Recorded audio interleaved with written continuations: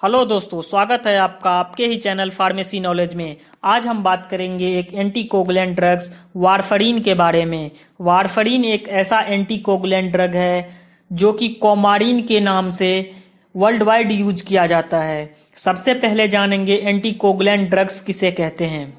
वैसा ड्रग्स जो blood coagulation को इफेक्ट करे या फिर बोले तो ब्लड क्लॉटिंग फैक्टर को इफेक्ट करे, उस ड्रग्स को एंटीकोगुलेंट ड्रग्स कहते हैं। एंटीकोगुलेंट ड्रग्स उसे भी कहते हैं जो कि डीप वेन थ्रोम्बोसिस के ट्रीटमेंट में काम आए। डीप वेन थ्रोम्बोसिस एक ऐसा डिजीज है जो कि लेग्स में होता है। लेग्स के आर्टरीज में ब्लड के क्लॉटिंग हो जाने से स्वेलिंग और हमेशा थकान जैसे कंडीशन अपीयर्ड होने लगता है, उसे डीप वेन थ्रोम्बोसिस कहते हैं। इसके साथ साथ ही एंटीकोगुलेंट ड्रग एम्बोलिक कॉम्प्लिकेशन के प्रिवेंशन में भी काम आता है। एम्बोलिक कॉम्प्लिकेशन उसे कहते हैं जिसमें ब्रेन के जो आर्टरीज है उसमें ब्लड का कोगुलेशन होने लगता है, ब्लड क्लॉटिंग होने लगता है, जिससे कि हार्ट में ब्लड का सप्लाई कम हो जाता है और हार्ट में ब्लड सप्लाई कम होने से हार्ट स्ट्रोक जैसे कंडीशन अपीयर्ड होते हैं। अब हम बात करेंगे एंटीकोगुलेंट ड्रग्स वारफरीन के हिस्ट्री के बारे में कि कैसे कैसे इसका यूज किया गया।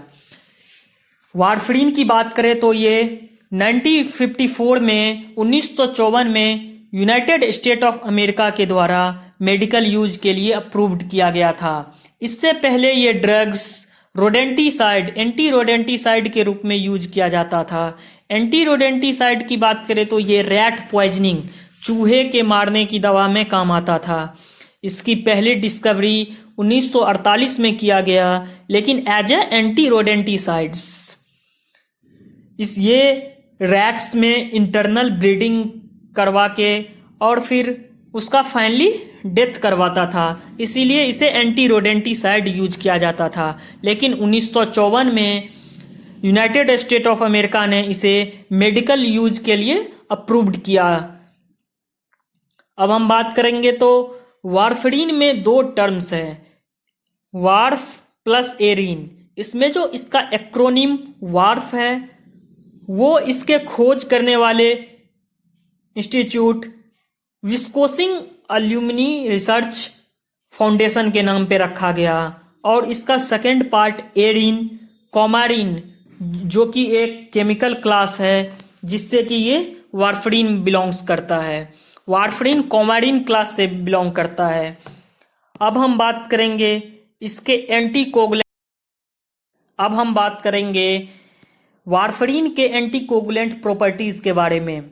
इसकी बात करें तो ये विटामिन के सिंथेसिस को इफेक्ट करता है, और आप सभी जानते हैं विटामिन के ब्लड क्लॉटिंग के लिए सबसे इम्पोर्टेंट प्रिकर्सर है।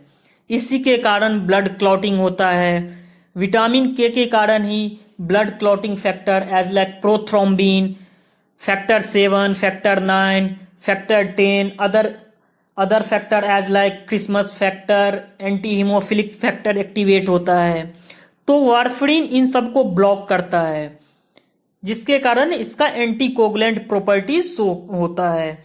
अब हम बात करेंगे इसके मैकेनिज्म ऑफ एक्शन की, तो ये it blocks gamma carboxylation of glutamate residue.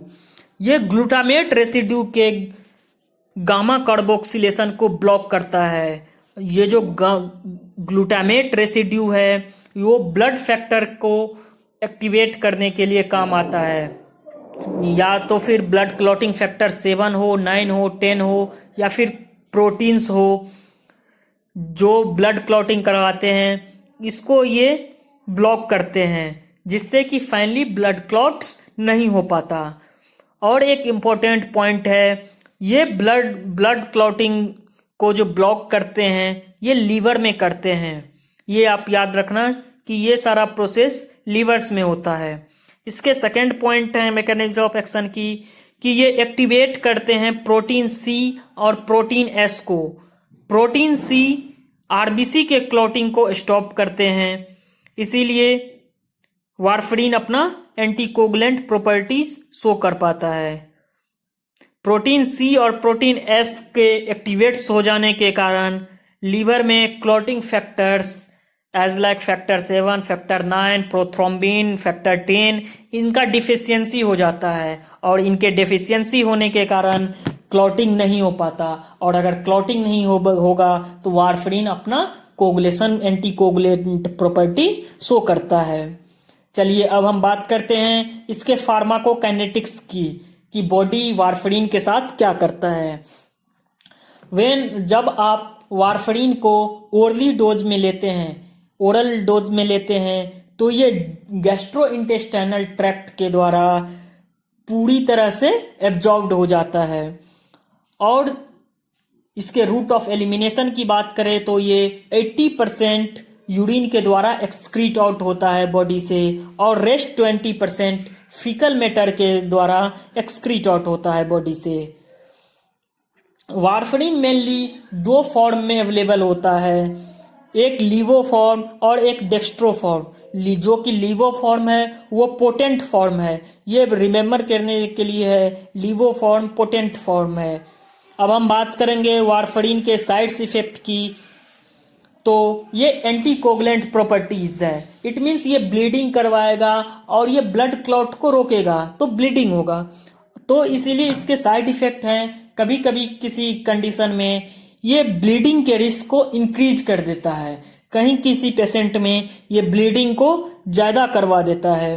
अब ऐसे पेशेंट जिसमें पेप्टिक अल्सर हुआ हो उस कंडीशन में आप वारफरीन देते हैं तो ये उस पेशेंट में ब्लीडिंग इंक्रीज करवा देता है।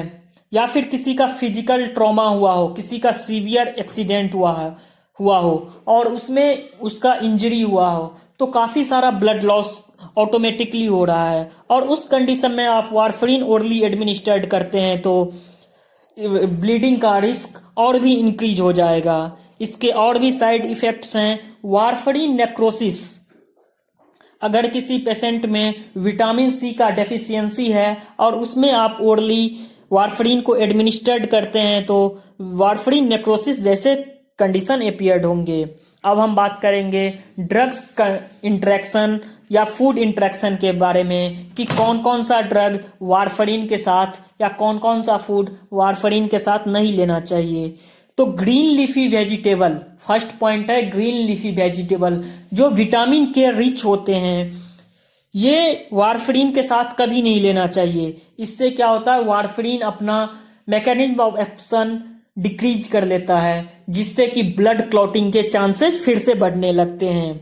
दूसरा कंडीशन है एल्कोहल, अगर कोई एल्कोहल एडिक्ट है उस कंडीशन में आप वारफरीन देते हैं तो उसका मैकेनिज्म ऑफ एक्शन डिक्रीज हो जाएगा।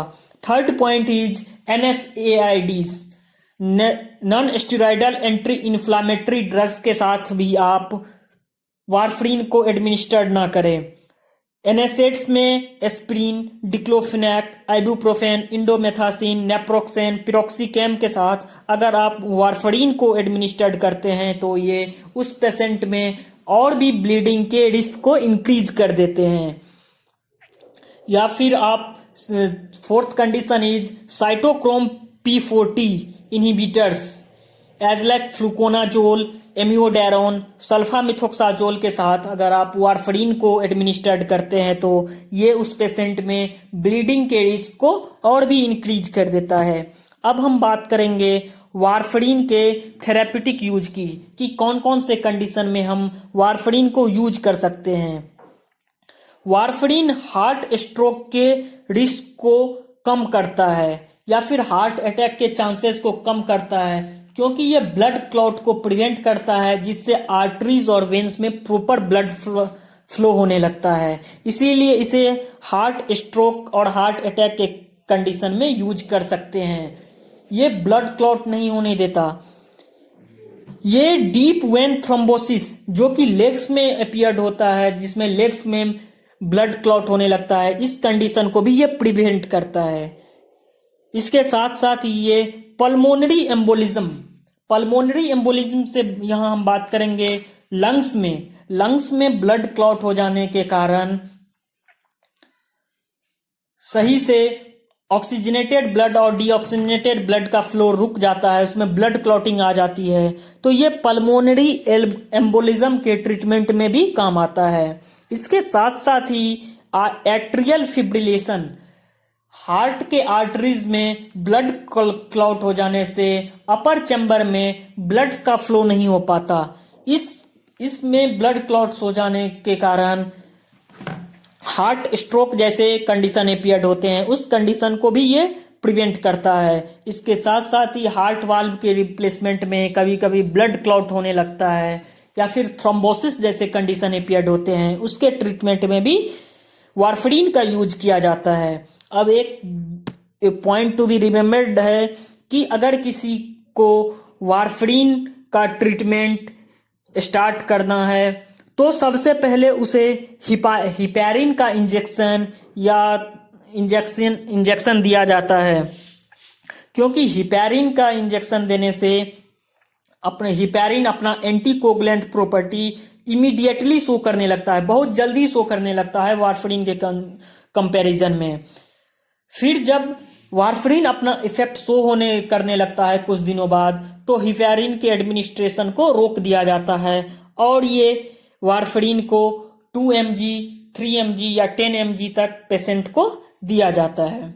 अब हम बात करेंगे इसके ब्रांड नेम की, तो ये कॉमेडीन या जेंटोबिन के नाम से वर्ल्ड वाइड यूज किया जाता है।